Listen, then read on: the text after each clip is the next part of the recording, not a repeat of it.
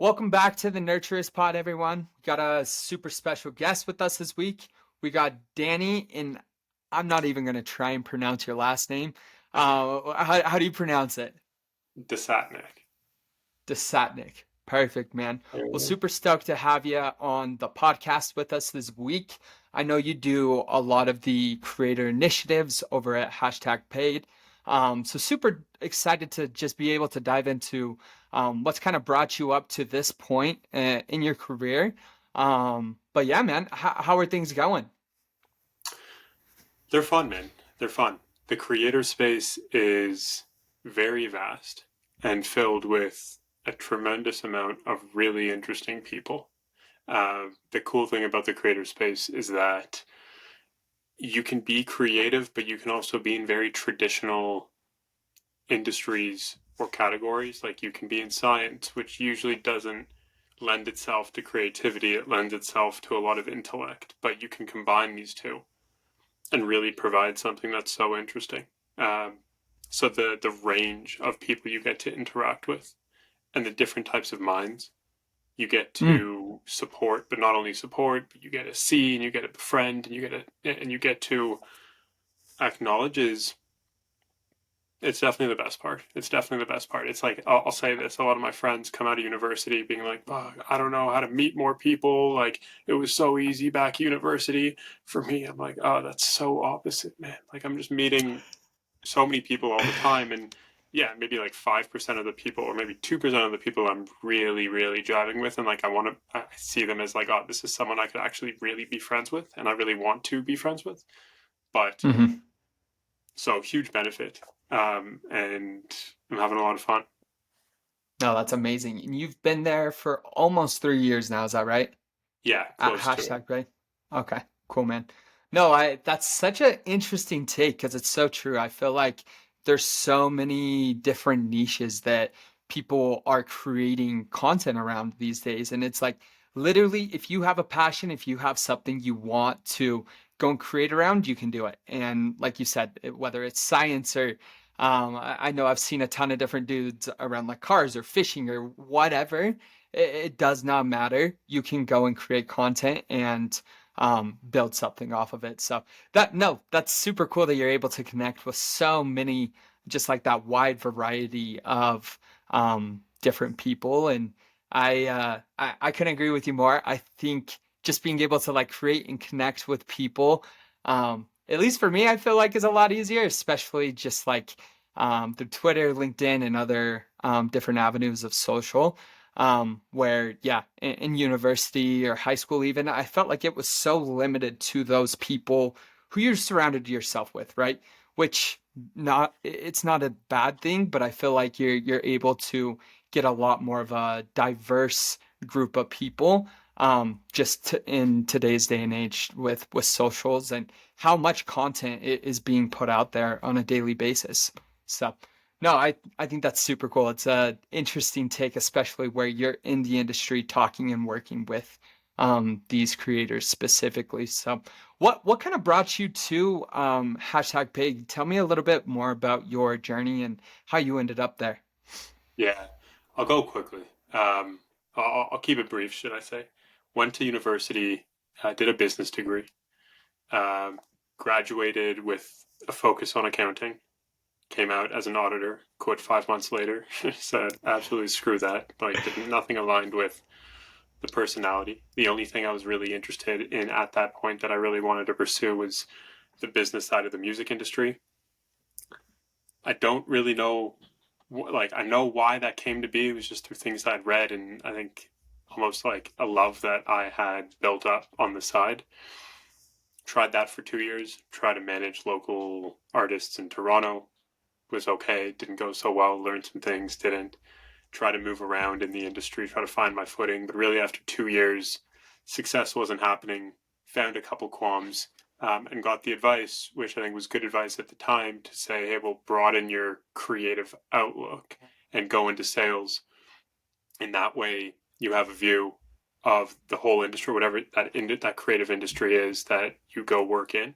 That'll give you a way to identify stuff you like, stuff you don't, learn a lot more about it, and then good platform to jump. Either if you want to continue going down a sales route, great. But if you want to pivot and try different things, it'll be worthwhile. Especially tech sales is like notorious for the idea of a pivot. So luckily came across hashtag paid through my university's alumni network. Hmm. Long story short, got a job there, started in sales for them and was there for a year. Was never super good at it. And the reason being is because I was just way too creative with it. Like I wanted to talk to a marketer about like the things they didn't know about creators and like give them this really interesting strategy and talk to them about, look what's coming in 5 years. You guys should start planning. Whereas they're like, we have money we got to spend and deploy and hit our metrics this quarter. Like, is it working? Is it not? And I just got so fed up and found that I was a lot more creative and I'm a lot more of an artist at heart. I don't output like an artist, but the way I'm wired is like an artist. And so really started to connect and fall in love with the creator side. And I think fall in love actually is a like an accurate description. And so long story short, pitched my own role, stepped into my own role at hashtag paid, which is where I'm now, which has been just a little bit over the past year. And the goal is truly just to build our brand and our reputation, our being hashtag paid's reputation and brand with creators out in the world, more or less specific to Canada and the US. And so that is the day to day. It's anything that will go through that lens are things that either I'm thinking about or things I'm doing. And I'm lucky that it has slowly taken me to a path of like, I kind of feel like I'm close to a promised land in terms of like the stuff that I'm doing.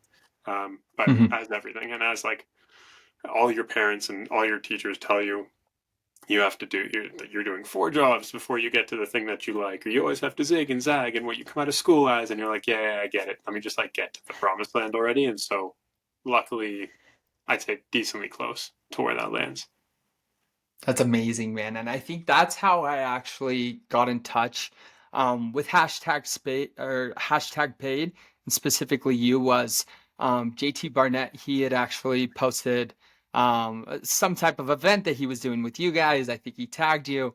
And that's kind of where I started following you and hashtag paid specifically. So I Mm. think just along those same lines of the creator space and the effect that it has and the amount of reach, like I think you being able to pitch that internally to hashtag paid and becoming that essentially that role where you're able to bring together these different content creators and create this community for your guys' company. Like I think there's so much power in that. And I just, yeah, it sounds like, yeah, it's the promised land for you. Like you finally have found what you love.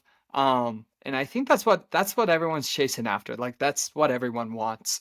At the end of the day, there's some people that sit in their job for 10, 20, 25 years, 30 years, they retire and they never were truly fulfilled. They did it because they needed to provide, but it was never that promised land that they talked about, right?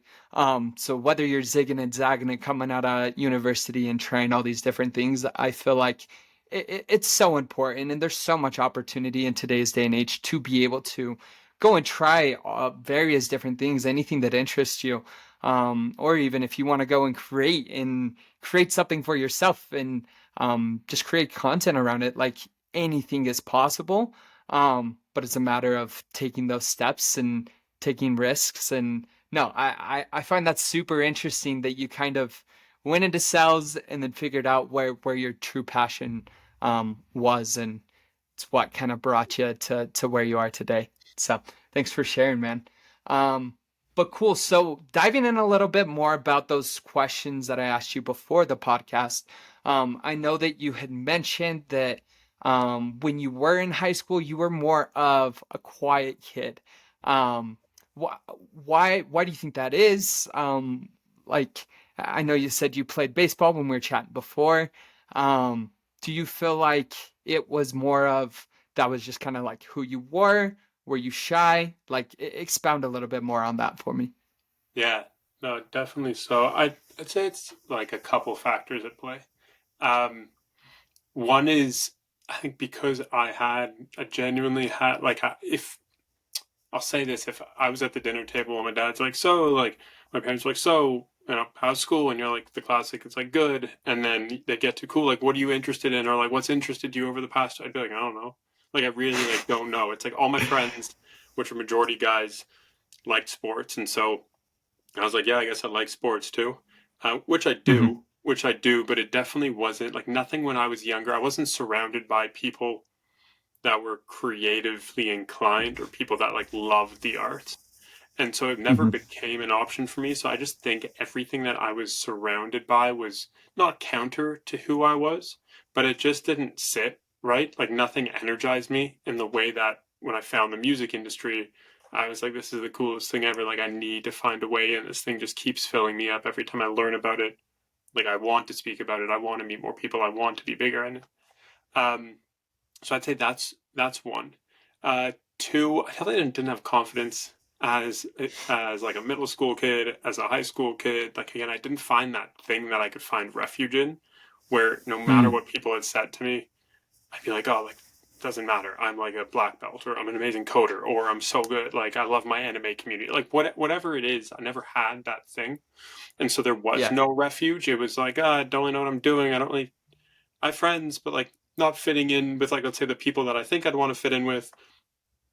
Nothing to fall back on. Play baseball, love playing baseball, but like it still wasn't like a love. And seeing myself today, I'm someone that is just driven by passion all around anything creative or being around these creative people I care for. Um, Mm. so I think that misalignment was a really big thing.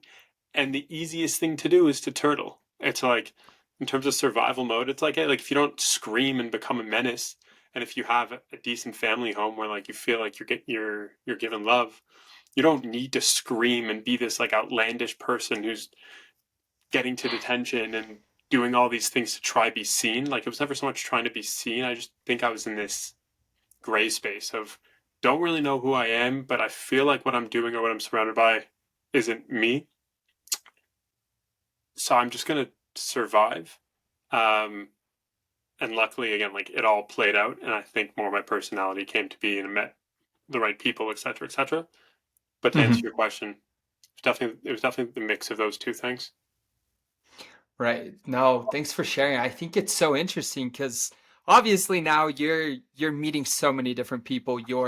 I definitely want to consider yourself as a quiet person, but it took you finding that passion and what you really could like uh learn and be passionate about to bring that out of you, you know? And so I think yeah, I think a lot of times like there's probably kids who in high school who like they don't know what they want to do. They don't know what they're passionate about. They have a lot of friends that are doing XYZ, but like they're just kind of following along. They could care less, but they want friends.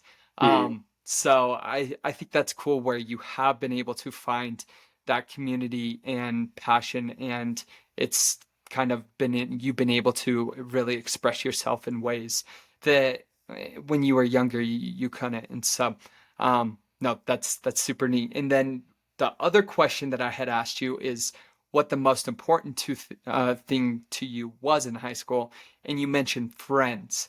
Mm. So do you think that that kind of played on each other, where like you obviously friends were super important, but you still considered yourself the quiet kid?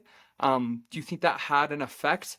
Like you wanted to be with these different groups of people and have these friends, that was the most important part, but you didn't really want to shy away from them. So you kept close and kept quiet to keep these friends. Does that make sense? Yeah, no, I hear you. I think I'd say a little yes, maybe majority no. And reason being is like I feel like for a lot of us growing up, friends are currency, right? It's like you can have your digital world where whatever you're playing video games, or now I guess you're a creator, or you've got your collectibles, whatever it may be.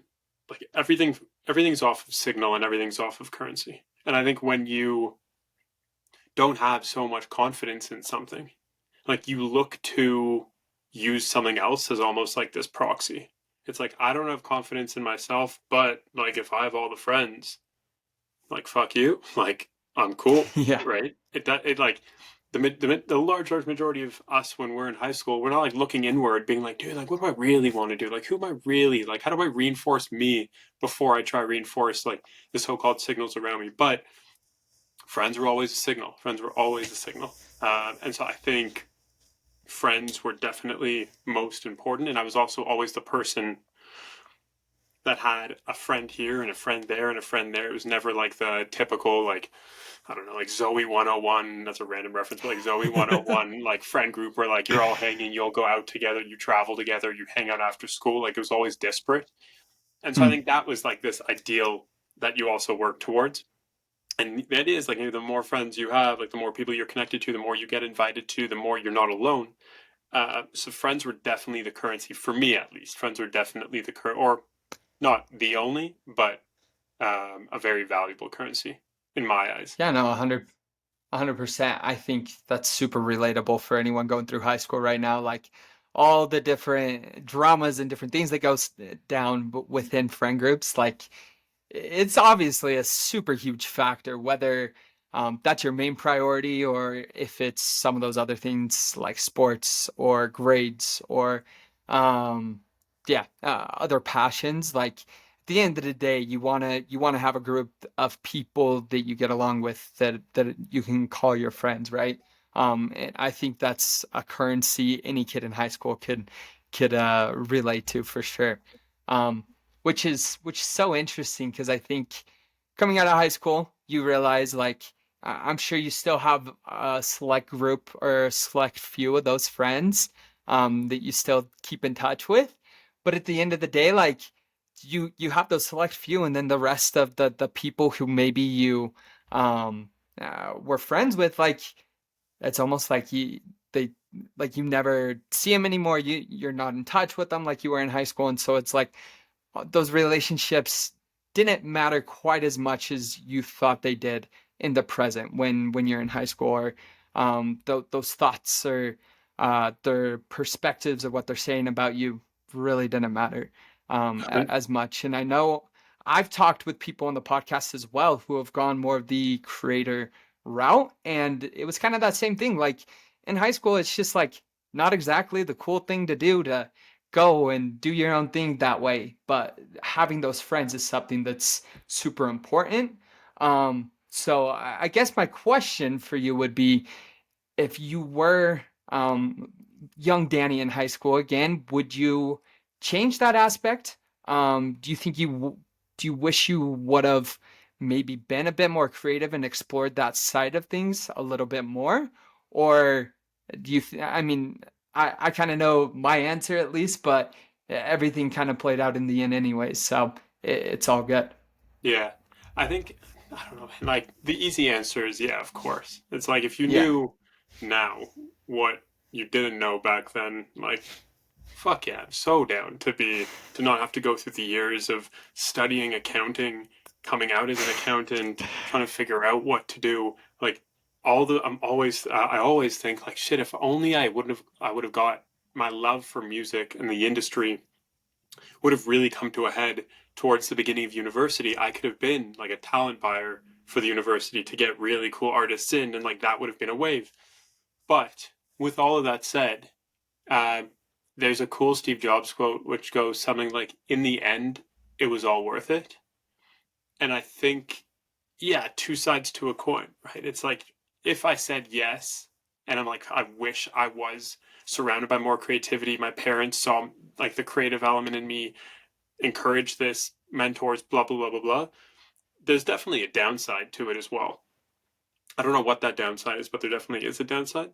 I'm Hmm. lucky enough to reflect today to be like, I'm 28 and I'm on a really good track right now. Like I feel really good about where everything's going. I feel like I know myself. I think I'm surrounded by people that reinforce the stuff that I love and that I care for. And there are these big audacious goals and visions that I'm running after, not because someone else has told me, but because I want to do it. And so, in a perfect world, yeah, it would have been amazing.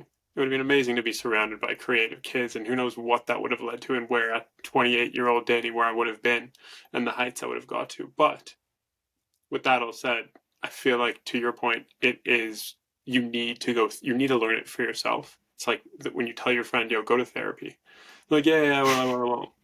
And you're like, you can never tell someone to go to therapy. Like they need to be so low, for example, to like really realize it for themselves. And if they're the one that's motivating themselves, nothing's more powerful. So in a utopia, yes. in reality, no. Gotcha. Now that's very well put. I couldn't agree more. I think everyone goes through their different struggles and their own path for a reason. And yeah, I don't know. Hindsight, like, yeah, maybe I could have been a little bit more creative, and pursued that a little bit more in high school. But at the same time, like, yeah, no regrets on my end. I think everything happens for a reason for sure. So, no, I just thought it was interesting because I think a lot of people in high school go through that where maybe they don't feel like they fit in necessarily with the group of people that they're hanging out with. And they're able to kind of pursue that post high school or university and really find themselves and find that passion. But it takes going through those different experiences to really be able to find yourself, which I find so interesting. So, um, playing a little bit more on that, I know that you were able to find this passion around music, which led you to the more of the creator space. But you had mentioned that you thought you really had no idea, but maybe something in science, or engineering. Was that something that you thought of? Was it more like your friends were doing it, so you wanted to do it too? Or maybe like your parents had mentioned it, and so you're like, oh yeah, I could see myself being an engineer. Let's try it out. Did you really ever pursue that post high school or going to Yeah. university much, or No. what was that like? Yeah. No. It was never like that. I find there's like elements of science now that are super interesting, but back then it was no way. I think it's more just the two major factors. One, like my parents are immigrants, and even though we didn't struggle growing, it wasn't like we didn't go through like the typical immigrant struggle growing up. There is the element of, we uplifted our lives. Like we came here when we were 23, 24. Like we built it all for ourselves. Like we want you to be stable, so go find something where there's like a designation where you'll never not have a job. Like you'll always be valued. It's always the mentality. And as if you put yourself in that immigrant shoes, like that makes a ton of sense why they're like that. Um, Mhm. there was that, and then the second thing was the school that I went to. I went to a Jewish private day school, like growing up in Toronto, and there really wasn't that much. Like they used to tout a stat that it's like, what was it, like 97% of our students get into their first choice of university, and like 98% of our students graduate with blah blah blah, like all this bullshit. And so you're you're a product of your environment, and when you see that, like those are the people that are on the pedestal, it's the people that are doing like the double math and double science and in high school, and they're achieving all the awards, and they're getting this, and the marks matter, and there's no one around you for people like myself where I'm like, oh wow, creativity, like, oh, there's a musician beside me, oh, there's someone creating content, or there's someone designing a video game. Like that was never around. And so you look to what you know and what you're exposed to. Right. And even though I was a little bit of an, like, I grew up ish in the internet age, it wasn't as prominent as it was today. So that was the reference bar. Like that was the sandbox that was painted.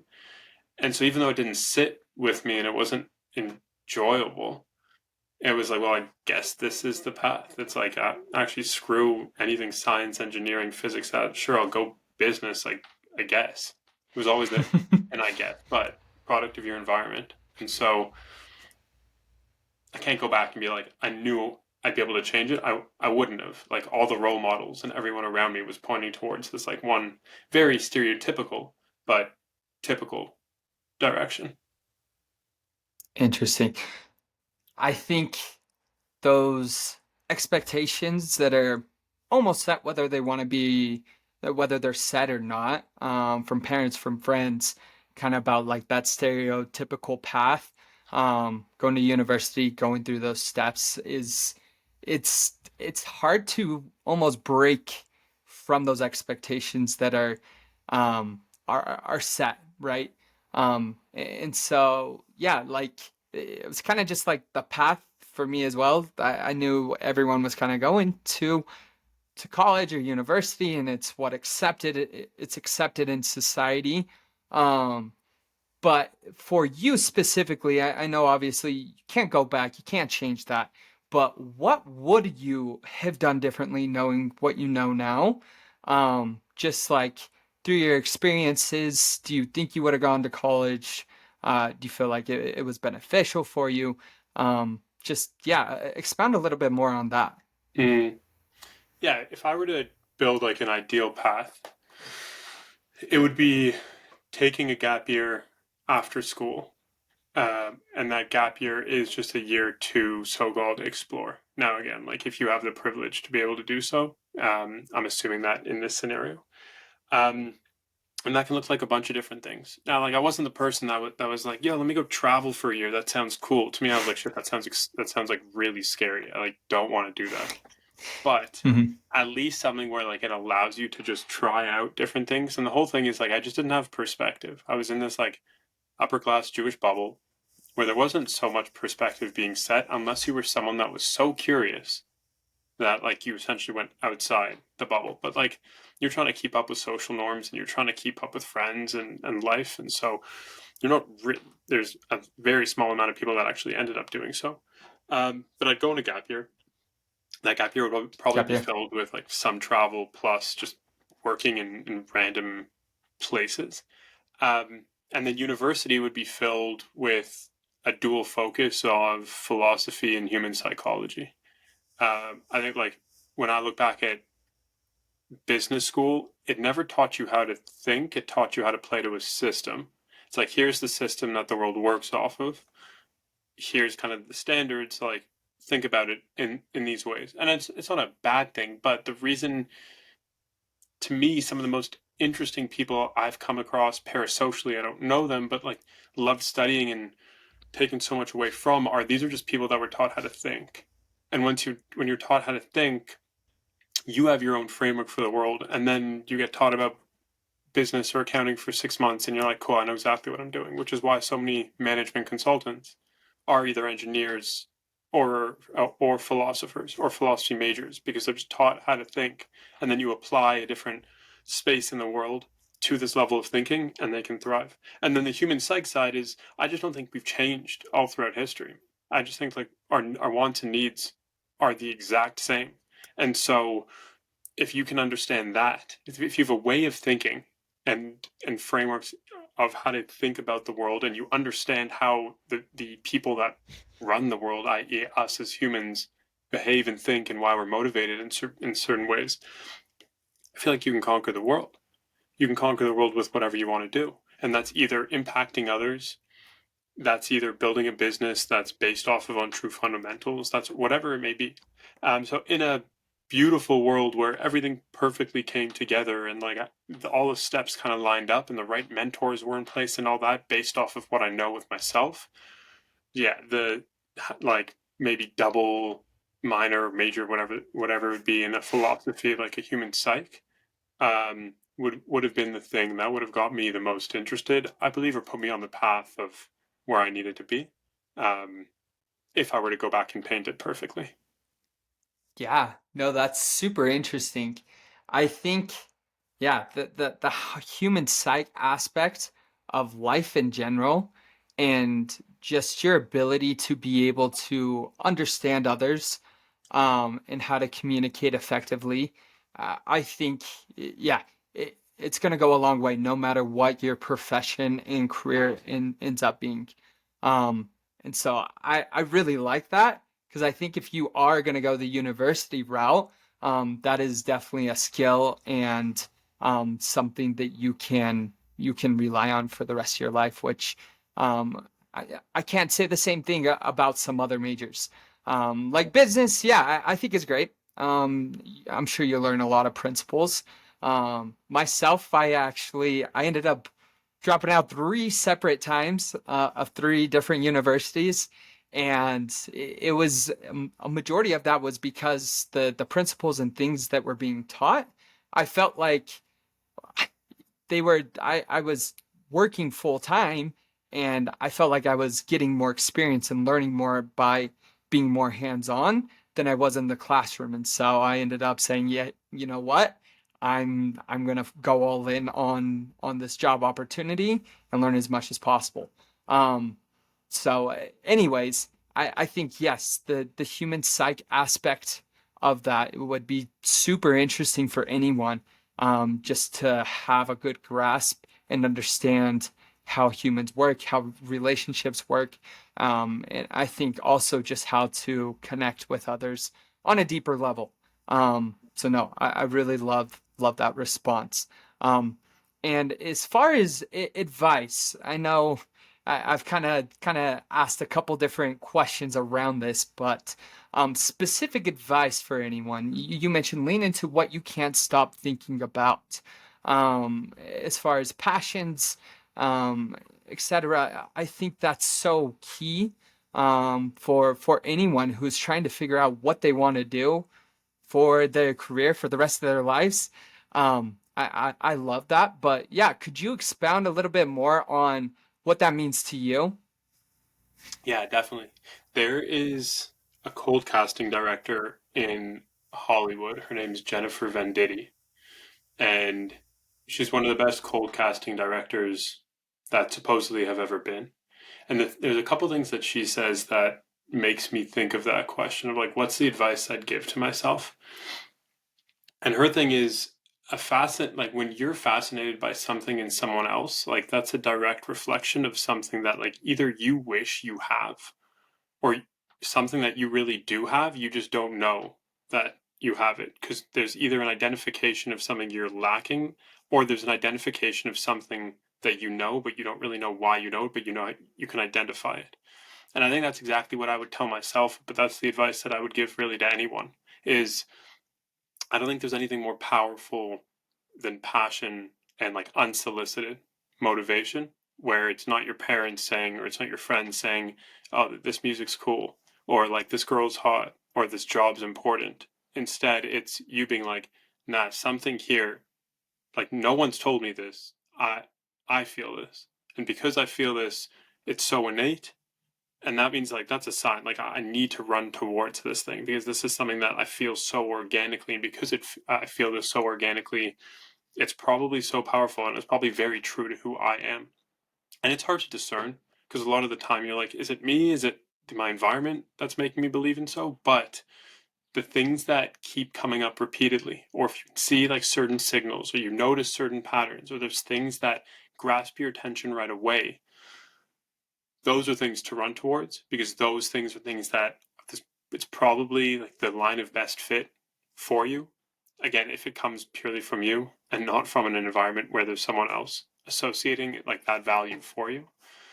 But that's why I said that, like run towards and just like we're sprint towards the things that interest you. It's those to me that'll provide more like the way I've found it in my life. It's those things and those decisions that'll lead to the most perspective because you're the most aligned with who you are and who you want to be. And when you're in that mode, you're moving faster, thinking more clear.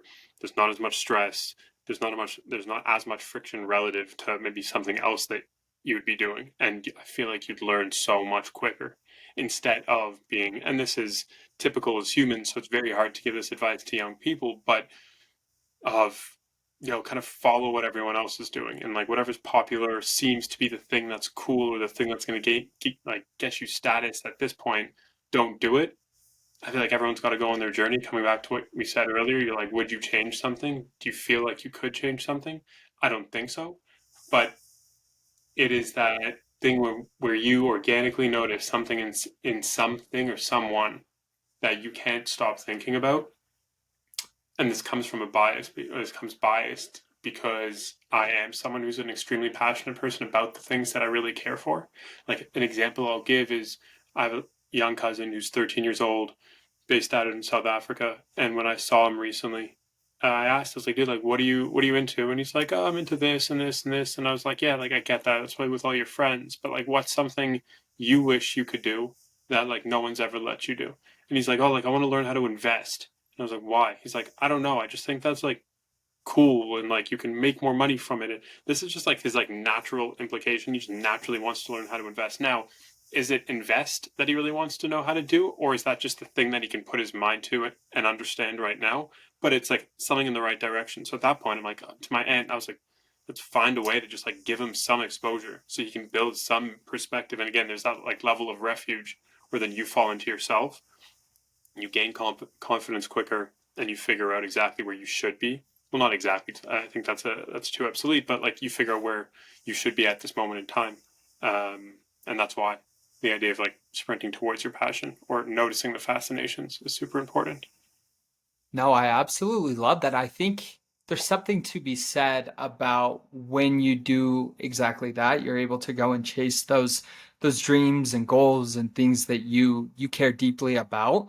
Not only because you're going to be able to be that much more motivated to go and accomplish the thing, but you're going to enjoy that journey of learning and failing and going through those steps so much more when it is something that you deeply care about, instead of kind of being forced into something your friends or your family want you to pursue.